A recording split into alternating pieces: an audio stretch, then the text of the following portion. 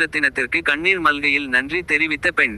உத்திரமேரூர் சட்டமன்ற தொகுதிக்கு தமிழக வெற்றி கழகத்தின் வேட்பாளராக முனிரத்தினம் அறிவிக்கப்பட்டு வெற்றி பெற்றார். அதைத் தொடர்ந்து கடந்த ஞாயிற்றுக்கிழமை உத்திரமேரூர் சட்டமன்ற உறுப்பினர் முனிரத்தினம் மருத்துவமனை ஆய்வு செய்து பின்னர் உத்திரமேரூர் பேருந்து நிலையத்தில் வியாபாரிகள் பொது மக்களிடையே வாக்களித்த வாக்காளர்களுக்கும் நன்றி தெரிவித்தார். அப்பொழுது உத்திரமேரூர் மேற்கு ஒன்றியத்துக்கு உட்பட்ட அகரம் துளி ஊராட்சியை சார்ந்த நாகராணி என்பவர் சட்டமன்ற உறுப்பினர் முனிரத்தினம் சந்தித்தார்.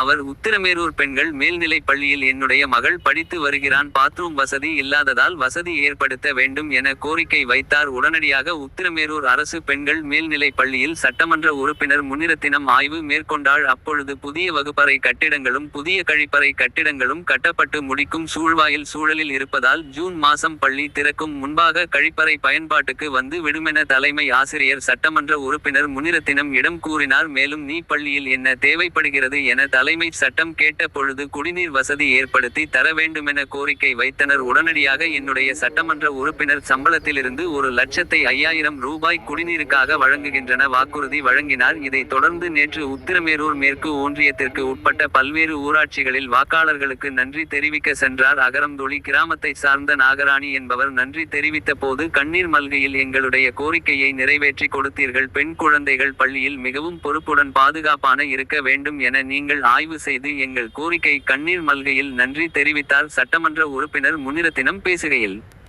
இந்த வாய்ப்பை வழங்கிய நாகராணி அக்காவிற்கு நன்றி தெரிவித்துக் கொள்கிறேன். என்னுடைய சம்பளம் பெண் பிள்ளைகள் படிக்கின்ற பள்ளிக்கு பயனுள்ளதாக அமைகிறது. மேலும் நான் இருப்பேன் பிள்ளைகளை பெற்றெடுத்த தகப்பன் ஆகையால் எனது சட்டமன்ற தொகுதிக்கு உட்பட்ட பகுதிகளில் மக்கள் வைக்கின்ற கோரிக்கையை உடனுக்குடன் நிறைவேற்றி தருவேன் என பேசினார். நன்றி அறிவிப்பு தெரிவிக்கும் இடமெல்லாம் பொதுமக்கள் பிரம்மாண்டமான வரவேற்பு வழங்கி வருகின்றனர் குறிப்பிடத்தக்கது.